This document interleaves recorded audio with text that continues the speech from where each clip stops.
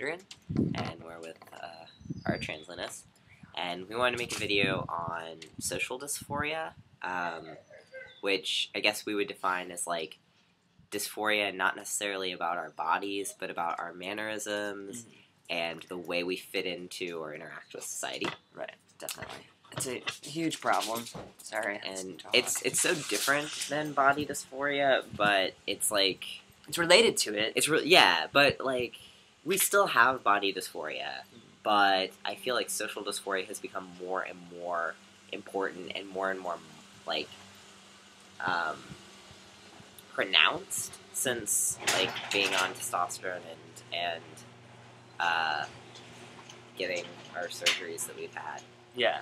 I mean, we're no doubt being read as male in our lives, but, like, what kind of male are we being read as? Like, but even, like, the discomfort of being read as male and not being, and, like, the awkwardness of not fitting the role that other people expect you to fit. So I'm read as male, and that's totally fine. I'm not having a problem with that. But when I'm read as male, people read me as off. And yeah, just like it makes me feel off. So people are like, okay, he's definitely a dude, but there's something wrong with him. Not like wrong as in like he's effeminate or he's gay, but wrong as in like he's uncomfortable and yeah, like I can't put my finger on yeah, it. it doesn't seem to fit in. Like yeah. And so and that's fine. Like I'm not like here to fit in. I'm not here like trying to, you know, meet other people's expectations.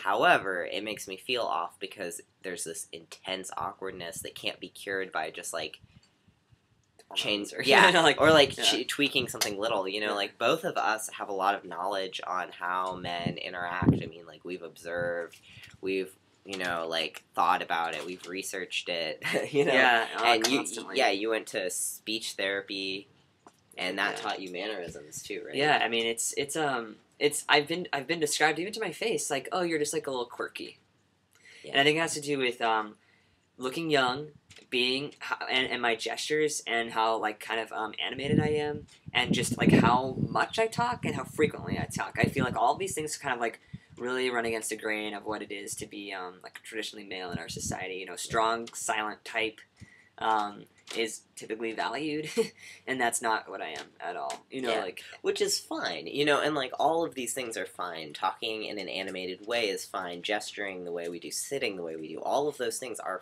fine. Just the way that like breasts are fine, a period is fine. Those things are fine, but we would prefer them to be fine on other people. Right? We don't feel comfortable. Having them. And so people will tell me. I don't know about you. Like, oh, don't change who you are, or you know, like if you're that way, you're that way. But it's like, it's not me. It's female socialization that I had that I like is so unconscious that it's so hard to undo. Right, yeah. We didn't really have a say in that at all. And it's not an intrinsic part of us. You know, like it really isn't. And, you know, to make these assumptions really sucks. It basically silences this whole conversation about having this kind of social dysphoria, how we are viewed in the world and how we interact with people. You know, like I don't know how to interact with men in the men's restroom. You know, like not that that's a big thing, but like I hear dudes chatting it up in the restroom. It's like I don't know what to talk about. You know, like I don't know what to talk about when strange men come up to me and they're just like, hey, you know, like we're bros because we are in the secret man's club or something, and we don't know the rules. Yeah. And I think it can be particularly frustrating because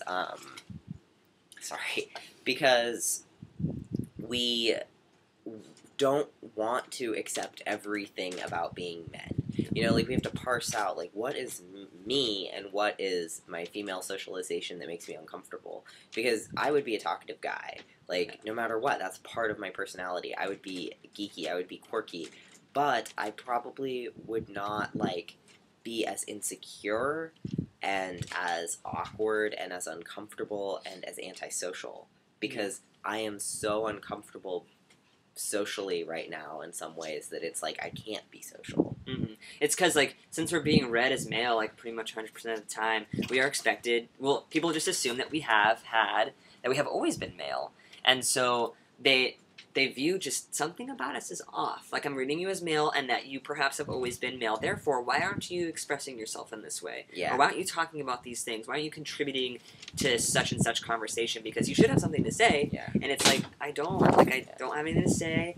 I don't know how. Even if I did, I don't know how to say it. Like, yeah. And I would feel better if I could knowingly break the rules, but I unknowingly break the rules. You know, like I would totally choose to not be a stereotypical man. However, I'm uncomfortable with the fact that I don't feel like I have the choice to break the rules because I don't know them. Mm-hmm. And even as much as I observe men, it's like, I mean, we lost out on being raised as male. So I think that, like, you can be dysphoric about that. Like, I didn't have a male childhood, and in some ways that's good. You know, in some ways I'm so lucky and, like, so happy that I didn't have male socialization because I don't have some of the problems that men have. Yeah.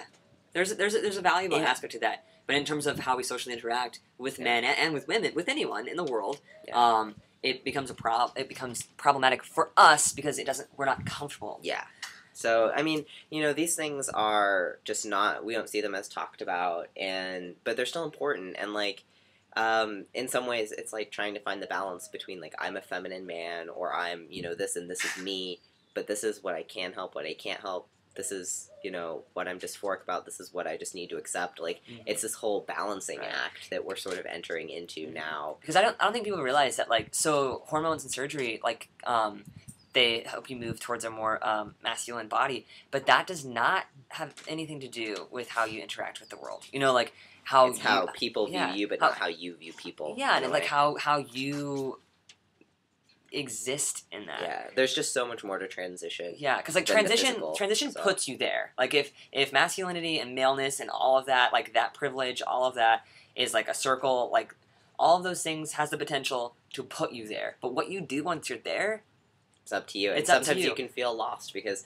other people talk about, like, okay, here's how to change your voice, here's how to do all these things, but not like, here's how to interact in society. And so sometimes it's just like, I am lost. Yeah. And it's good. It's wonderful, but it's also it lets you awkward. critique it and analyze it. Yeah. It's just like you're pushed into the deep end. And you're like what do I do here? You know, barely treading water here. But yeah, it's just this unique space that we're in right now, and I just wanted to talk about that. So, yeah. Well, we wanted to start a dialogue about that because we don't see it, and I think that trans men are supposed to just be satisfied with once you're being read as male, you should be satisfied because that's the point. Well, no, there's like a whole nother like 6 innings left of the game I need to figure out, you know? Yeah. And I just, it's something that is going to take some time and experience, and it is nice to be able to kind of pick and choose once we know the rules to be like, oh, I want this in my life and I don't want this. Yeah. But right now it's kind of like we don't even know where to start. Yeah, learning the rules. Yeah. Anyway, we want you to continue this conversation in the comments, or if you make, response videos. We definitely want to keep talking about this, and so let us know what you think, and we'll see you in the comments, hopefully. See ya. I stopped. I think that was good.